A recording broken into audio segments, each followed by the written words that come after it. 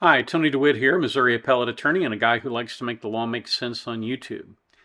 Today I'm going to talk about something that's a little off topic, but not too much, because one of the things that dominates in the law is interpersonal relationships. And in fact, a lot of the law is dedicated to sort of sorting out those interpersonal relationships, whether they're on a contract basis or something else. So I want to talk a little bit today about temptation, cheating on your spouse, and the outcomes.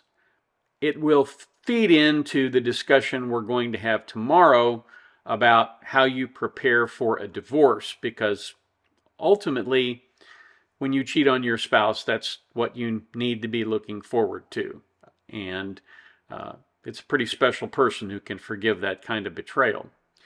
So let me get right into that now with a discussion of sort of the thing that leads into someone becoming a philandering spouse, and that is temptation. Now, everybody is tempted to cheat now and then. I don't care who you are. I mean, the devil tempted Jesus, so I think the devil tempts all of us to look the other way with our vows at times. And if we follow through on that temptation and act on it, we are just almost universally going to be sorry that we did that. Hey, if you're enjoying this content, please feel free to like and subscribe. It really helps the channel and makes it possible for me to continue to do this. That's it. That's the commercial. So let's talk a little bit about how you resist temptation. If you find in your marriage that you are possibly attracted to someone else, maybe they're sending you those subtle hints, the winks, the nudges, the bumps up against you, the frequently placed hand on your back, the kind of things that give you a sense of intimacy greater than perhaps coworkers or friends should have. How you respond to that and what you do about that is really important. So the first thing you have to figure out is if something is missing. If your spouse used to touch you on the shoulder or grab your hand when you were walking or slide her hand around your back when you were, sitting in the chair, whatever, if she was more intimate previously than she is now, and you miss that, you owe it to her to tell her that. Say, I really loved it when you used to put your arms around me. I really love it when you used to hold my hand. They may seem like insignificant things, and it might be silly to ask somebody to do that for you. But if someone doesn't know what you need, they can't give it to you. And if you find yourself missing something that makes you attracted to somebody else, you figure out what makes you attracted and you tell your spouse. And you don't do it in the way that, the last thing in the world you want to do is, hey, Marge puts her hand on my back and says, aren't we good buddies? I used to really like it when you did that, because pretty soon Marge is going to have a lot of scratches. She's going to be missing some hair and maybe an eyeball or two. I'm just suggesting you don't do it that way. I think a far better way to do it is to say, I really like it when you do that, and it's been a while since you have. Would you mind to just, lay some hands on me, darling? That kind of thing. If you don't ask, then you are not going to get what you want. And you should encourage your spouse to do the same thing with you. Because if she doesn't ask and you don't know, or if you're not, if you're not cognizant of the symptoms, the signs that she gives, which are almost always going to be subtle, and it's rare. Let me back up a minute. Women are taught from an early age not to ask for affection. And I think that's wrong. I think they're taught to, that asking for affection is a sign of being a trollop or something, which it isn't. It's a natural human tendency to want to be connected to somebody. So when you are in a fixed relationship with someone, whether you're married or whether you're just living together, and you need something, you've got to be able to tell someone that. Women need to do that. Women often don't do that. And as a result, they sometimes need to be reminded to do that. There's a baseball metaphor that comes to mind. You miss 100% of the pitches you don't swing at. Well, if you don't tell somebody, then a lot of times they don't know. Now, the other side of that coin, frankly, is if you know your wife or your husband is not going to ask for something, then it's up to you to be perceptive and pay attention and realize that sometimes people need things and that things may have changed. So you may have to broach that subject. What is it that's changed? You seem a little distant. Is there a problem? Do we need to talk about anything? The key to having a good marriage is being able to talk openly and honestly without getting, really upset and angry, and being smart enough to cool down and walk away and not say things that you will regret later, because from personal experience, let me tell you, you will regret that later. So that is my advice when it comes to having a good relationship and fixing problems. Now, one of the things that Eleanor Roosevelt said was that her job was to comfort the afflicted and afflict the comfortable. So that's what I'm doing. I am afflicting the comfortable. If you are comfortable in your relationship, if you are taking your spouse for granted, that is when you start to become susceptible to temptation. Don't let that happen. Do something out of the ordinary. A weekend trip. It doesn't have to be, $10,000 cruise on the Mediterranean. It can be, a short jaunt to another town to go to a new shopping mall or something like that. There can be a lot of things that you can do to be active and engaged in your relationship that make a big difference later on. You have to remember that a relationship is very much like a computer. Garbage in, garbage out. But if you put in high quality inputs, time, attention, you focus on that individual and what they need, you will get back out of it a lot more than you put in. That's just a natural law. And here is the other side of the coin.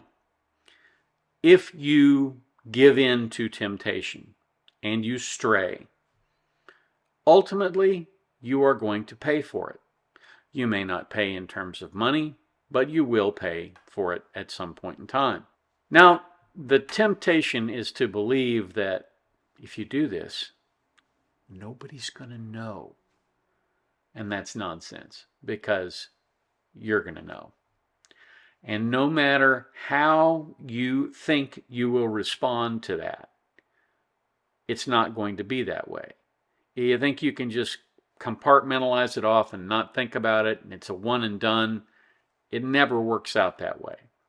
And ultimately, it will cause you a great deal of stress in your life.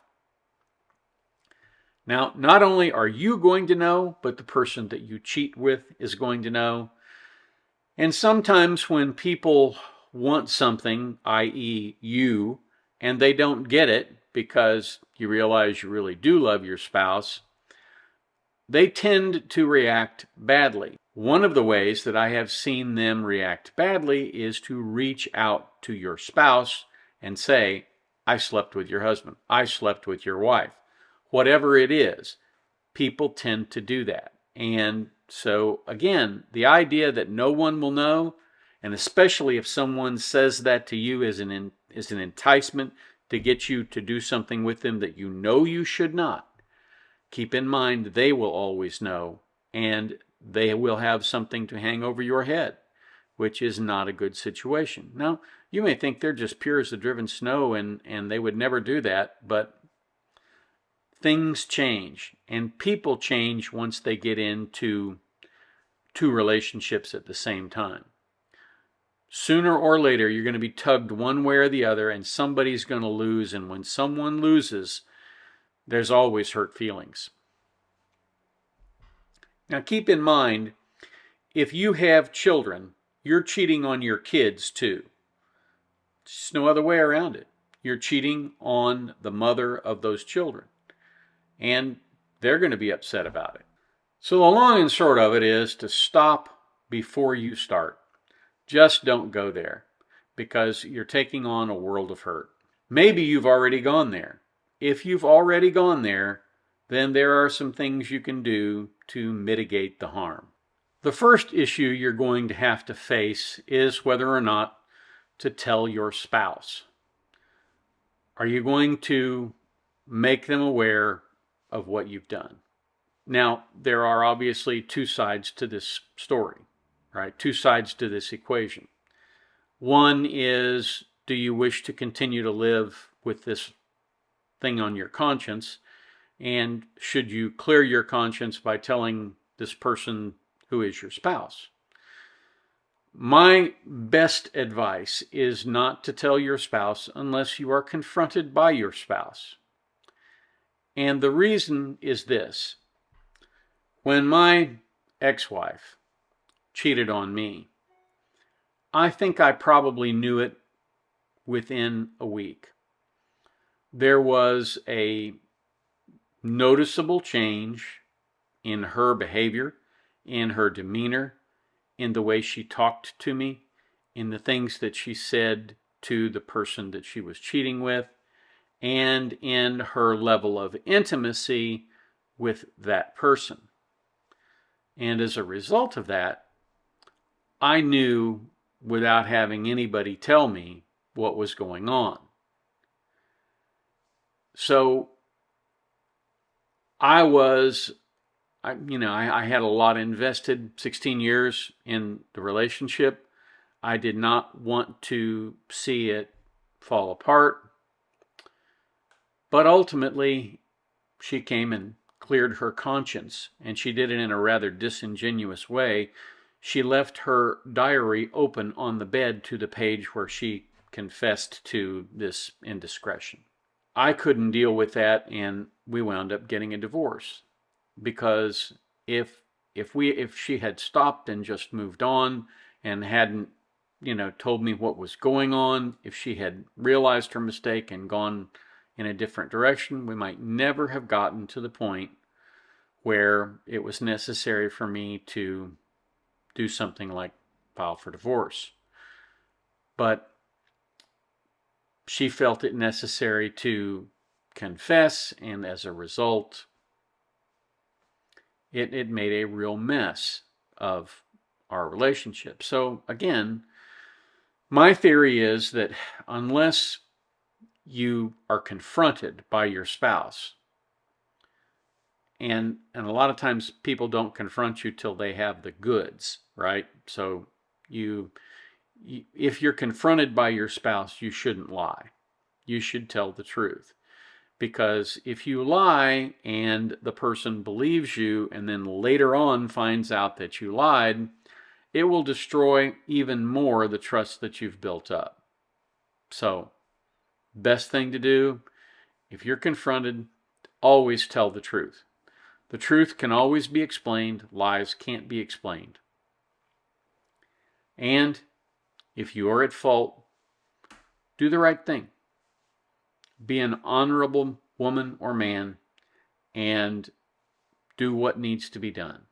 If you decide with your spouse that it's time to divorce, then do so as harmoniously as possible, especially if you have children. But the video that comes out tomorrow, we're going to talk about preparing for a divorce and what you might need to do in order to have the best result. I'll put it that way. The best result is never to have to do it.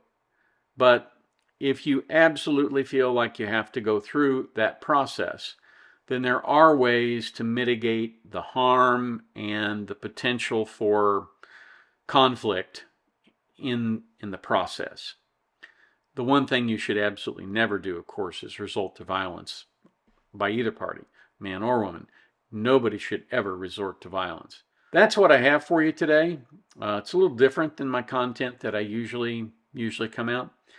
I do want to tell you one little vignette which sort of came up recently. I saw on Quora a woman said that she had cheated on her husband And did that make her a horrible person?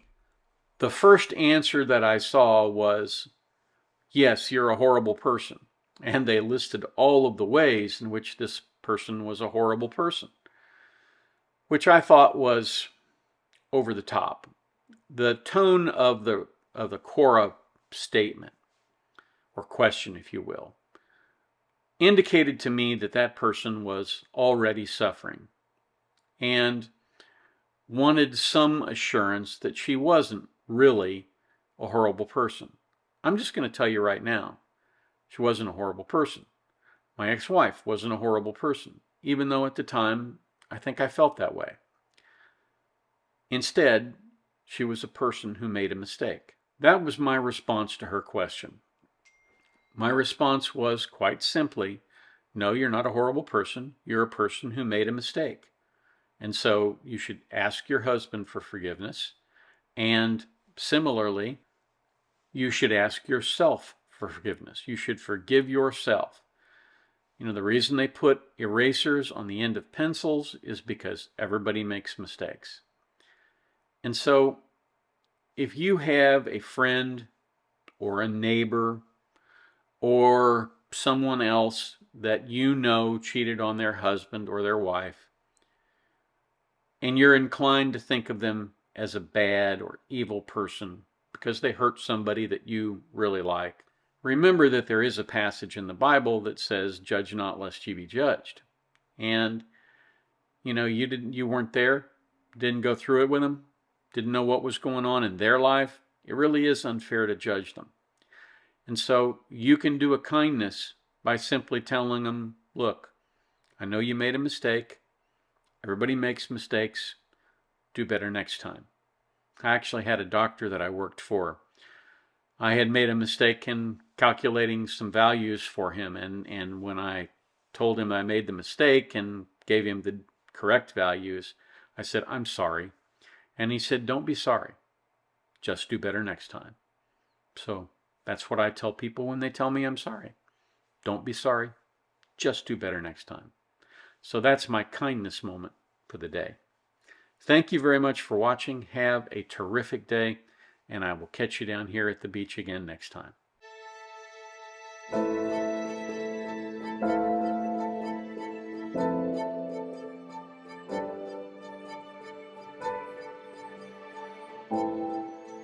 If you like this video, here are a few others you might try, and don't forget to subscribe. Have a terrific day, guys.